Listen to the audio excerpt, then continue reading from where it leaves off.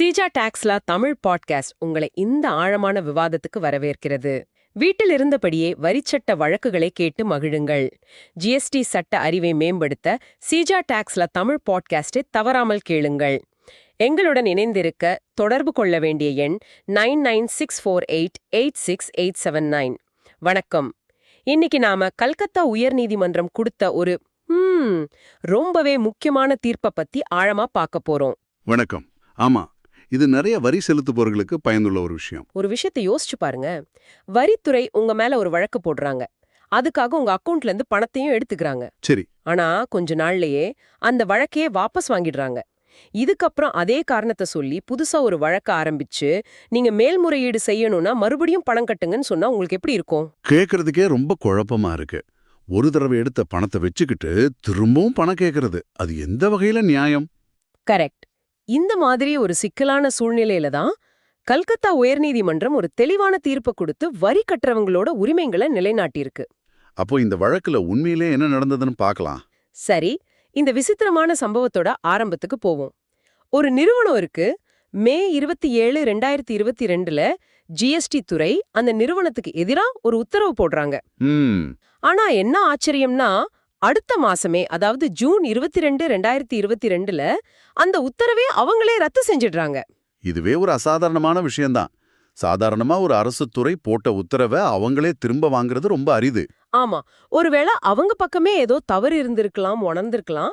அந்த நிறுவனம் கூட சரி, பிரச்சனை முடிஞ்சதுன்னு ஒரு பெருமூச்சு விட்டுருப்பாங்க. ஆனா கதை இங்கதான் ஆரம்பிக்குது இல்லையா? அதுதான், அது ஒரு பெரிய புயலுக்கு முன்னாடி இருந்த அமைதி மாதிரி தான். உத்தரவு ரத்து செய்யப்பட்டு பல மாசம் கழிச்சு அடுத்த வருஷம் மார்ச் 2023ல ஆமா, அந்த நிறுவனத்தோட எலக்ட்ரானிக் கிரெடிட் லெட்ஜர்ல இருந்து திடீர்னு 10,76,000 ரூபாய்க்கு மேல பணம் காணாம போயிருக்கு. என்னது? எந்த முன்னறிவிப்பு இல்லாமலாம்? ஆமா, புது நோட்டீஸ் இல்ல, எதுவும் இல்ல, பணம் மட்டும் போயிடுச்சு. அந்த கம்பெனிக்கு எவ்வளவு அதிர்ச்சியா இருந்திருக்கும். இந்த எலக்ட்ரானிக் கிரெடிட் லெஜர்ங்கிறது அவங்க தொழில் பண்றதுக்கு ரொம்ப முக்கியமான ஒரு கணக்கு. இது எப்படி நடந்ததுன்னு துறைக்கிட்ட கேட்டதுக்கு அவங்க சொன்ன காரணம் இன்னும் சுவாரஸ்யமானது. என்ன சொன்னாங்க? ஒரு சிஸ்டம் தவறுன்னு சொல்லிட்டாங்க. சிஸ்டம் தவறா? அதாவது அவங்க சொன்னது டிஆர்சி 08 படிவத்துல ஏற்பட்ட ஒரு குறைபாடுன்னு. ஓ, இந்த டிஆர்சி 08ங்கிறது ஒருத்தர் எவ்வளவு வரி பாக்கி வச்சிருக்காருன்னு துறை அனுப்புற ஒரு சுருக்கமான அறிக்கை தானே? ஆமா, பழைய உத்தரவை ரத்து செஞ்சதும் கணினி அமைப்பிலிருந்து இந்த அறிக்கையையும் நீக்கி இருக்கணும். ஆனா ஒரு மென்பொருள் பிழையால அது அப்படியே இருந்திருக்கு. அதனால சிஸ்டம் தானாவே பணத்தை எடுத்துக்கிச்சு. இது ஒரு மனுஷ தவறு இல்ல, சிஸ்டம் செஞ்ச தவறுன்னு காரணம் சொல்லிட்டாங்க. ஒரு நிமிஷம், ஒரு சிஸ்டம் தவறுன்னு சொல்லிட்டு 10 லட்சம் ரூபாய்க்கு மேல எடுத்துக்க முடியுமா? இது சட்டப்படி சரியான காரணமாகுமா? அதுதான் இங்க முக்கியமான கேள்வி. ஆனா பிரச்சனை இதோட முடியலையே. இல்ல, இந்த சம்பவம் நடந்து கிட்டத்தட்ட ஒரு வருஷம் கழிச்சு, அதாவது 2024 பிப்ரவரியில அதே பழைய காரண அறிவிப்பு அடிப்படையில துறை ஒரு புதிய உத்தரவை பிறப்பிக்குது. அட கொடுமையே! அதாவது எந்த வழக்க வாபஸ் வாங்கினாங்களோ, எந்த வழக்குக்காக தப்பா பணம் எடுத்தாங்களோ அதே கதையை மறுபடியும் முதல்ல இருந்து ஆரம்பிச்சிருக்காங்க. ஆமா, இதனால அந்த நிறுவனம் சட்டப்படி இதை எதிர்த்து மேல்முறையீடு செய்ய முடிவு செஞ்சது. ஆனா அங்கதான் உங்களுக்கு இன்னொரு பெரிய தடை காத்துக்கிட்டு இருந்தது. இங்கதான் விஷயமே சிக்கலாவுது. ஒரு பக்கம் அந்த கம்பெனியோட 10 லட்சம் ரூபாய் ஏற்கனவே துறைக்கிட்ட இருக்கு. இன்னொரு பக்கம் மேல்முறையீடு செய்யணும்னா புதுசா 10% பணம் கட்டுங்கன்னு சொல்றாங்க. அந்த நிறுவனம் பணம் கட்டல. ஏன்னா அவங்க பணம் ஏற்கனவே துறைக்கிட்ட தான் இருக்கு. அதனால அவங்களோட மேல்முறையீட்டு மனுவை தேவையான முன்வைப்பு தொகை செலுத்தப்படவில்லை அப்படின்னு சொல்லி மேல்முறையீட்டு அதிகாரி தள்ளுபடி செஞ்சிட்டார். இந்த நிலைமையில தான் வேற வழியே இல்லாம அந்த நிறுவனம் கல்கத்தா உயர்நீதிமன்றத்தை நாடியது. சரி, இப்போ உயர்நீதிமன்றத்துக்கு வழக்கு வருது. இவ்வளவு குழப்பமான ஒரு சூழ்நிலையை நீதிபதி எப்படி அணுகினார்? ரொம்ப நேரடியான எளிமையான ஒரு கேள்வியை கேட்டார். என்ன கேள்வி அது? இந்த மேல்முறையீடு செய்யப்பட்ட சமயத்துல அந்த நிறுவனத்தோட பணம் எவ்வளவு வரித்துறை கிட்ட இருந்துச்சு? இதுதான் அவர் கேட்ட முதல் கேள்வி. இந்த ஒரு கேள்வி மொத்த வழக்கையே மாத்திருச்சு இல்லையா? ஏன்னா பதில் ரொம்ப தெளிவு. 10 லட்சம் ரூபாய்க்கு மேல. மிகச் சரியா சொன்னீங்க. நீதிமன்றம் சொன்னது இதுதான். சட்டம் கேட்கறது 10% முன்வைப்பு. ஆனா இங்க துறையோட கையில அதை விட பல மடங்கு அதிகமா பணம் ஏற்கனவே இருக்கு. அப்படி இருக்கும்போது அந்த நிறுவனம் ஏன் மறுபடியும் பணம் கட்டணும்? இது ரொம்ப லாஜிக்கான கேள்வி. ஆமா, இங்க தான் ஒரு முக்கியமான சட்டக் கொள்கையை நீதிமன்றம் நிலைநாட்டுது. அதுதான் சப்ஸ்டன்ஸ் ஓவர் ப்ரொசீஜர். அதாவது நடைமுறை விதிகளை விட ஒரு விஷயத்தோட அடிப்படை உண்மைக்கு தான் அதிக முக்கியத்துவம் கொடுக்கணும். எக்ஸாக்ட்லி. இங்க நடைமுறை விதி என்ன? 10% பணம் கட்டணும். ஆனா அடிப்படை உண்மை என்ன? அதை விட அதிக பணம் ஏற்கனவே துறைக்கிட்ட இருக்கு. அப்போ சட்டத்தோட தேவை இயல்பாகவே பூர்த்தி ஆகிடுச்சுன்னு நீதிமன்றம் முடிவு செஞ்சது.